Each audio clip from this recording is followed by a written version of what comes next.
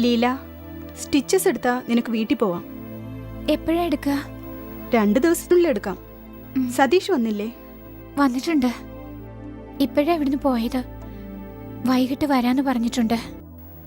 ലീലെ, ഒരു ഡോക്ടർ എന്നതിലുപരി ഒരമ്മയായിട്ട് നിന്നോട് ചോദിക്കുക, സതീഷിനോട് നിനക്ക് ഇഷ്ടമില്ലേ? ആന്റി, എന്താ അങ്ങനെ ചോദിച്ചത്? പിന്നെന്തിനാ സതീഷിന്റെ ഇഷ്ടത്തിന് വിരുദ്ധമായിട്ട് ലീല നടന്നത്?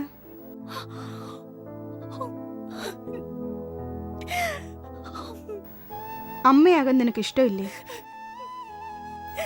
പ്രസവിക്കാൻ നിനക്ക് ഭയമുണ്ടോ?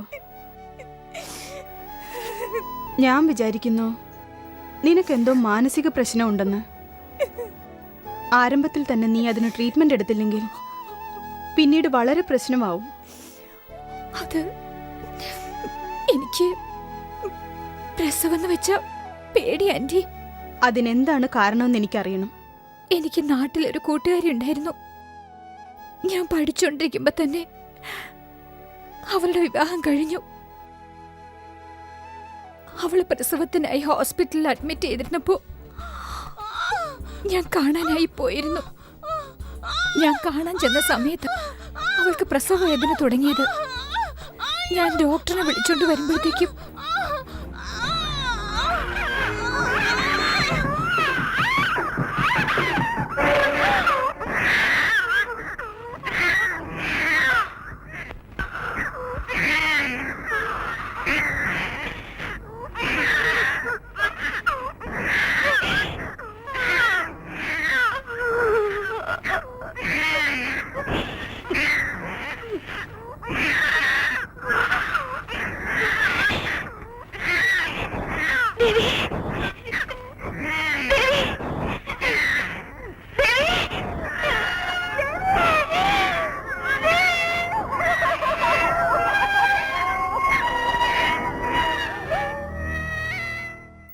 ഈ വിവരം നീ അന്ന് ആരോടെങ്കിലും പറഞ്ഞിരുന്നെങ്കിൽ ഒരു നല്ല സൈക്യാട്രിസ്റ്റിനെ കണ്ട് ഈ അസുഖത്തിന് ട്രീറ്റ്മെന്റ് എടുക്കാമായിരുന്നു. ഇപ്പൊ അത് ചെയ്തൂടെ ആന്റി? ഇനി എടുത്തിട്ടും പ്രയോജനമില്ല. ലീല ഇനി ഇത് ആരോടെങ്കിലും പറഞ്ഞിട്ടും ഇല്ലെങ്കിലും ഒരു പ്രയോജനമില്ല. പക്ഷേ അപകടം സംഭവിച്ചില്ലേ? എന്താ ആന്റി? ഇനി നീ പ്രസവത്തെ കണ്ട് പേടിക്കണ്ട ആന്റി. അപകടത്തിൽ നിന്ന് രക്ഷിക്കാൻ വേണ്ടി സെപ്റ്റിക് ആയതുകൊണ്ട് യൂട്രസ് റിമൂവ് ചെയ്തു. ആന്റി, ഞാൻ എന്ത് പാപമാ ചെയ്തത് ആന്റി? I am sorry. മനസ്സ് ധൈര്യപ്പെടുത്തിക്കോ മോളെ. നമ്മുടെ കയ്യിലൊന്നുമില്ല. സതീഷിന് ഇതറിയാമോ ആന്റി? സതീഷിന്റെ പെർമിഷൻ വാങ്ങാതെ ഈ ഓപ്പറേഷൻ എനിക്ക് ചെയ്യാൻ പറ്റുമോ?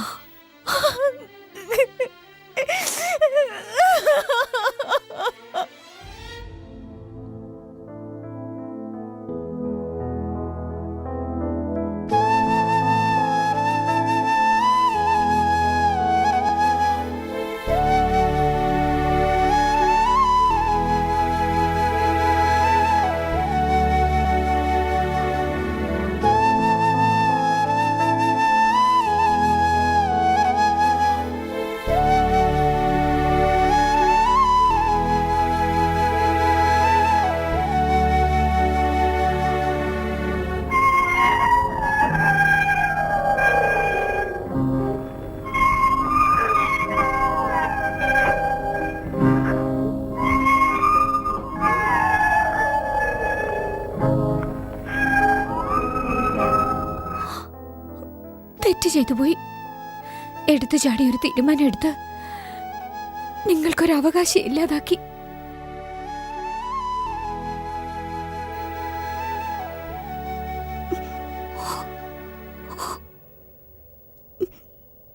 ഇപ്പൊ ആലോചിച്ചിട്ടെന്താ കാര്യം?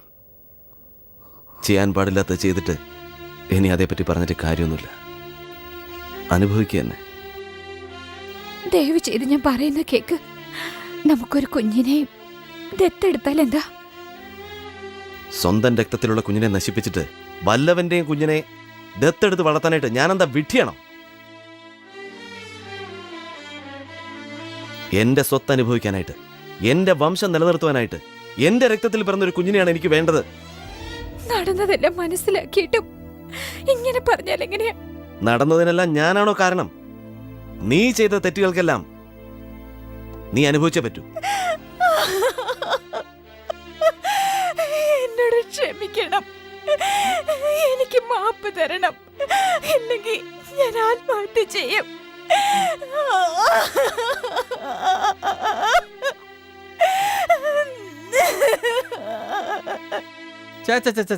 ഈ പെണ്ണുങ്ങളുടെ മൊത്തത്തിലുള്ള സ്വഭാവം എല്ലാം ഇങ്ങനെ തന്നെയാ. അതൊന്നും പറഞ്ഞിട്ട് ഇനി ഒരു കാര്യമില്ല. എനിക്കിനി അച്ഛനാവാൻ ഒരു യോഗമില്ല. ഈ പരിതസ്ഥിതിയിൽ ഡൈവോഴ്സ് ചെയ്യാനും പറ്റത്തില്ല. വേറൊരു മാർഗമുണ്ട്. നിന്റെ ഭാര്യയുടെ സമ്മതത്തോടെ നീ വേറൊരു പെണ്ണ് കെട്ട്, നിനക്ക് സന്തോഷമാവും. ചേച്ചേ, അതൊക്കെ പിന്നീട് എപ്പോഴെങ്കിലും ആലോചിക്കാം. ചേ അങ്ങനെ നീട്ടി വെക്കേണ്ട കാര്യമൊന്നല്ല ഇത്. പെട്ടെന്ന് തന്നെ നടത്തിയാൽ നല്ലത്. നിന്റെ അച്ഛനും അമ്മയ്ക്കും നീ ഒരൊറ്റ മോനാണ്. നിനക്കൊരു സന്തതി വേണ്ടേ? ഈ കാണുന്ന സ്വത്തൊക്കെ പിന്നെ എന്താ ചെയ്യാ?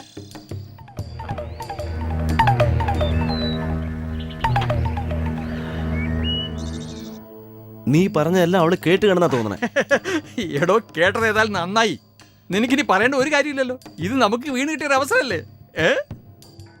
മറ്റൊരു വിവാഹം കഴിക്കാൻ പോവാന്ന് സതീഷ് നിന്നോട് സ്വയം പറഞ്ഞോ? എന്റെ അടുത്ത് പറഞ്ഞില്ല. ഒരു കൂട്ടുകാരനോട് സംസാരിക്കുന്ന ഞാൻ കേട്ടതാ.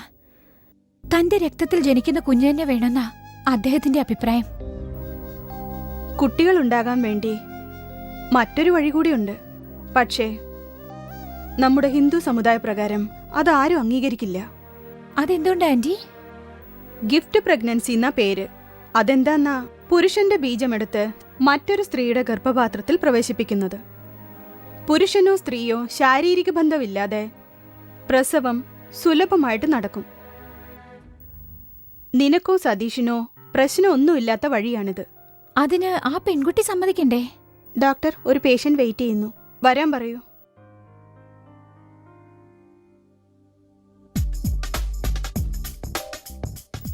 ഇരിക്കൂ. Thank you doctor.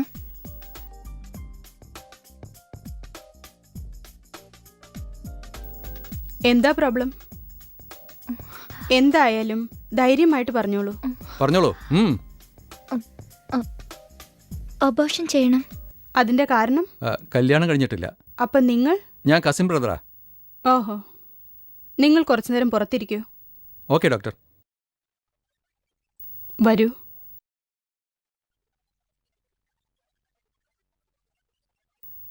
വാ, കിടക്കൂ.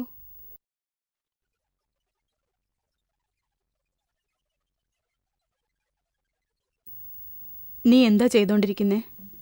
സിനിമയിൽ അഭിനയിക്കാൻ വേണ്ടി വീട് വിട്ടു വന്നതാണ് ഞാൻ. ചാൻസ് കിട്ടാതെ ജീവിക്കാൻ വേറെ വഴിയില്ലാതെ ഇങ്ങനെ തെറ്റായ വഴിയിലേക്ക് പോകേണ്ടി വന്നു. എന്റെ കൂടെ വന്ന ആളെ ഏജന്റാണ്.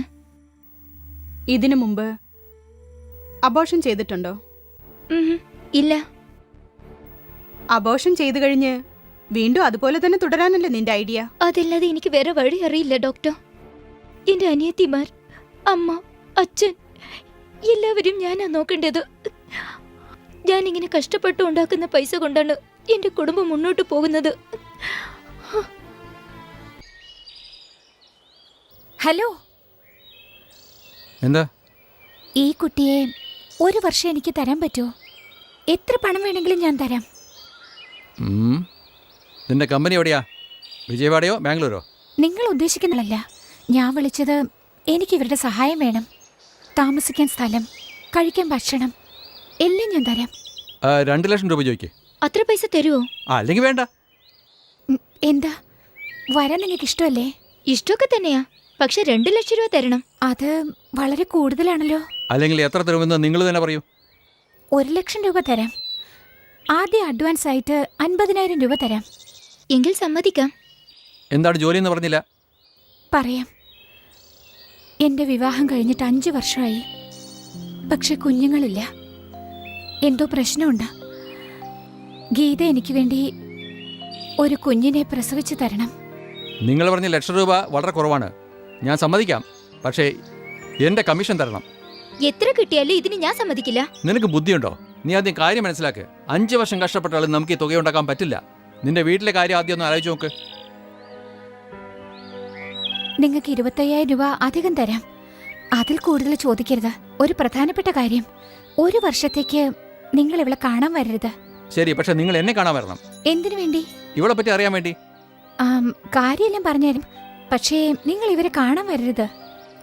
നാളെ ഇതേ സമയത്ത് നമുക്ക് ഇവിടെ വെച്ച് കാണാം. എന്താ? ഓക്കെ. Okay bye. ബൈ.